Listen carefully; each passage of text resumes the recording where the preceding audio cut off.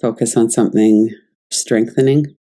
What we know is that it's really all about our nervous system, the way our day goes, what's going on in our mind, to a large extent our health, and certainly our happiness.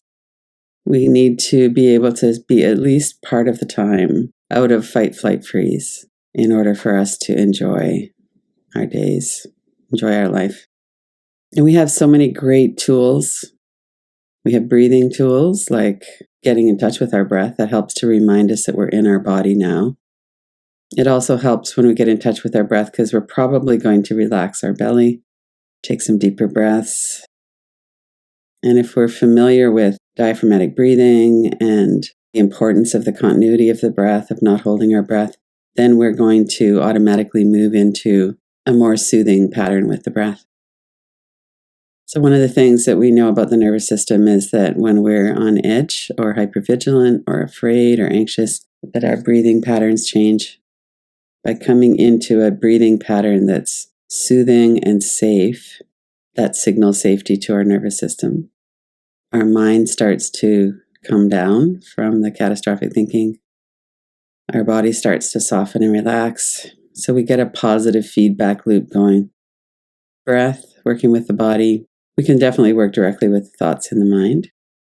We notice that we're heading down that rabbit hole of catastrophic thoughts. We could pull ourselves back. And sometimes it's very compelling what's going on, the fear, anxiety. It's very compelling. And other times it's not quite so intense. But no matter what level of intensity, we can up the level of the tools. Naming 5 things we see, of using our eyes, of distracting ourselves. Reading out loud is very powerful in terms of bringing us back into this moment, which is what all of those tools do. So when we come back into the moment, we have the opportunity to realize in our body that there's no immediate threat here. And we carry the history of our fear and anxiety in our body through our nervous system. And it keeps intruding on the moment, which is a big part of what makes us suffer. So working with the nervous system directly and knowing about the nervous system. And of course, there's a lot of physical things that we can do as well. Holding our own hand, standing up and shaking, throwing the energy down into the ground. There's so many different things we can do with our bodies too.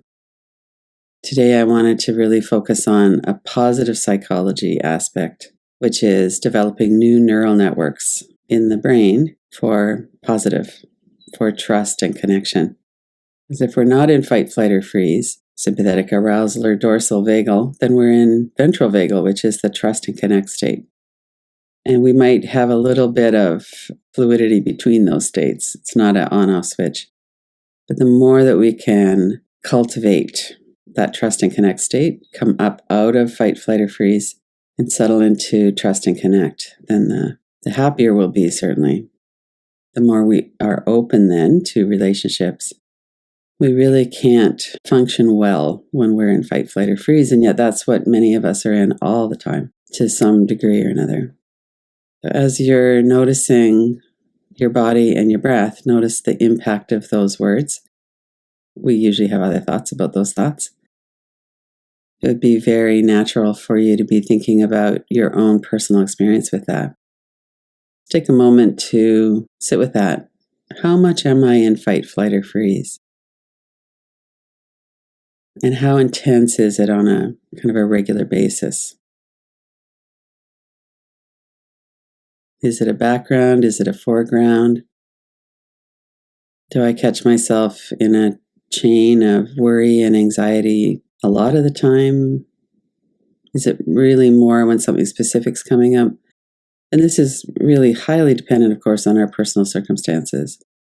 Some of us are in personal circumstances that are highly distressing, that are difficult to work with. And then, of course, we all have the global pandemic and everything else that goes on in our lives. So we're not giving ourselves a scorecard. We're really just looking to see what's my present situation, not just in this moment, but over the last few days, the last few months. Sometimes these challenging circumstances go on for years. And don't forget to factor in all of the good Because of the negativity bias of the brain, it's really natural to look at that and go, oh man, I'm always really stressed. So we could also bring forward the times when we were really settled and enjoying ourselves. And it might be we were out for a walk or with friends or something, but it also might be that we were curled up in comfort watching Netflix or reading a favorite book, talking on the phone with somebody, petting our dog. Nature is a big one for me and many of us.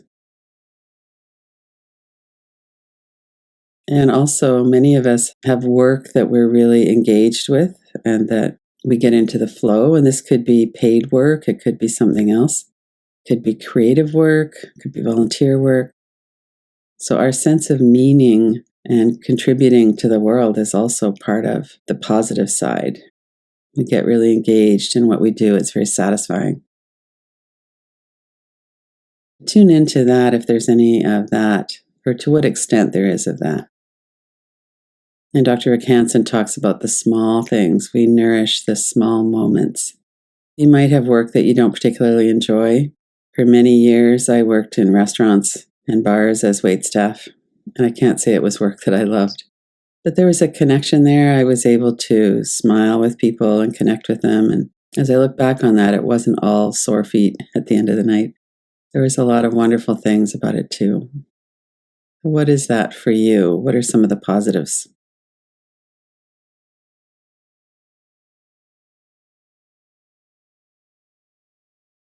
And as you're focusing in, pick one and just really focus in on it specifically. It could be something really big, but if it is really big, see if you can bring it down a little bit to be really specific. So for me, it might be that I really enjoy working with people and helping them heal with their trauma. So that's a pretty big statement, but maybe I could bring that to one specific person. Or maybe I could bring it to working every day with this group, coming online and doing this practice together. I really enjoy this. So, whatever that is for you, let something come to mind, something that's satisfying. And let yourself breathe, relax your shoulders.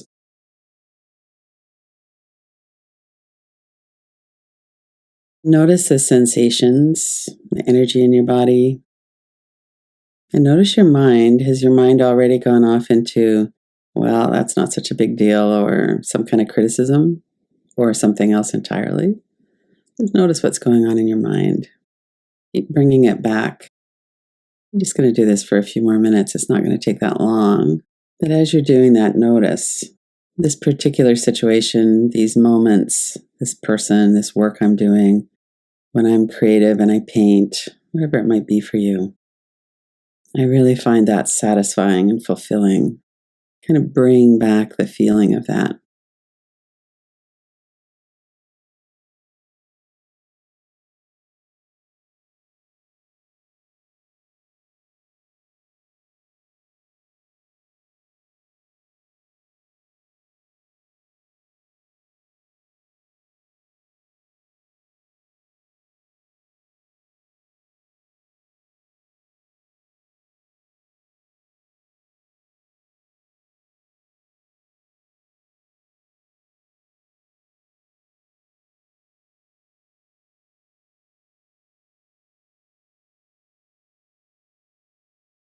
And then you could let yourself move on to another component of happiness.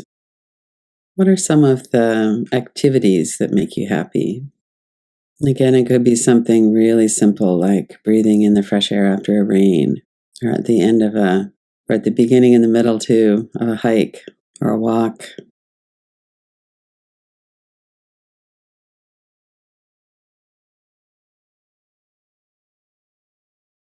Could be when you're really feeling down and somebody reaches out to help you, to hug you, to connect with you.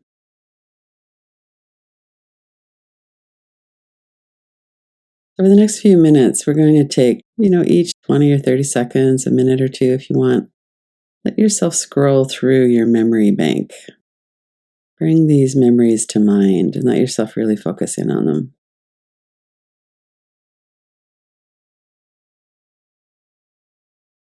Right now, we're not trying to be balanced and consider the bad as well as the good. We're really just focusing in on the good. Just the positive things, the things that make our heart kind of warm.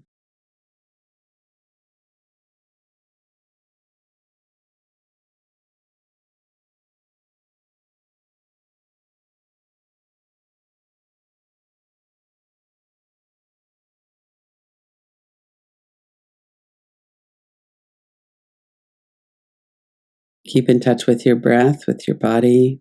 And when you notice your mind has gone off into something else or it's losing interest, then bring something else up.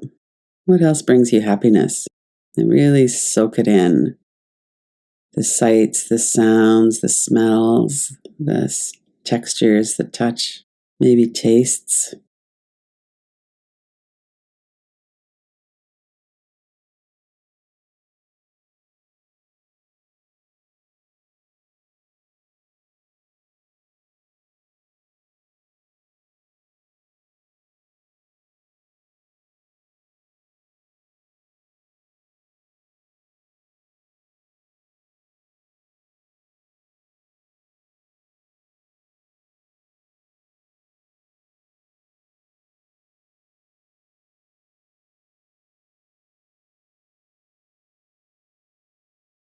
In between, come back to the pleasure that's here in your body right now. Maybe there's a bit of a softening of your muscles. Your breath might be more enjoyable. Might your belly soften as you breathe out. And if it feels right, just take in some deep inhales. Really notice how you could be good for your body when you do that. You could oxygenate your brain. All the cells of your body need oxygen. Keep bringing to mind people or animals or places in nature, types of activities, interactions. And if you want, you could start to bring in times of resilience. It could be physical, could be emotional, social. Bring to mind a situation that was challenging, or it might be an ongoing challenging one. But for this, it might be those moments in the longer challenge when you were really kind and attentive to someone who needed your help, even when you weren't particularly wanting to do that. You rose to the occasion.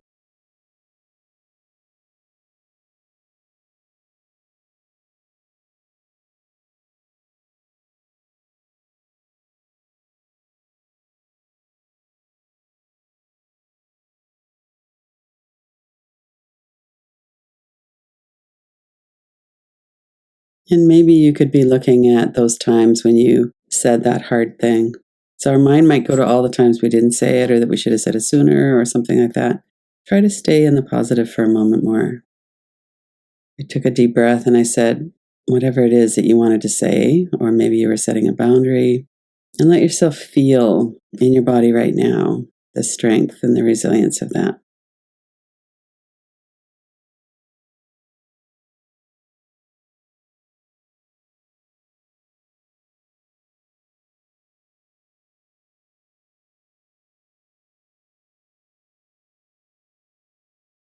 And then bring to mind as our last example times when you didn't turn on yourself, times when you were on your own side. So it might be that you did something that was a mistake or that you caused somebody harm. And instead of giving yourself a vicious inner critic shame storm, you were able to fairly quickly come into kindness and compassion for yourself. Like everybody else, I get to make mistakes and maybe I need to make reparations or something, but I don't have to shame myself. I could be kind.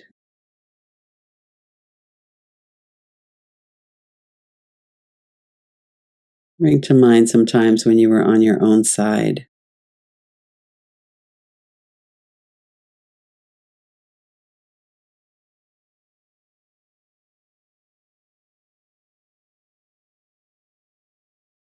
Notice what that feels like in your body, in your heart.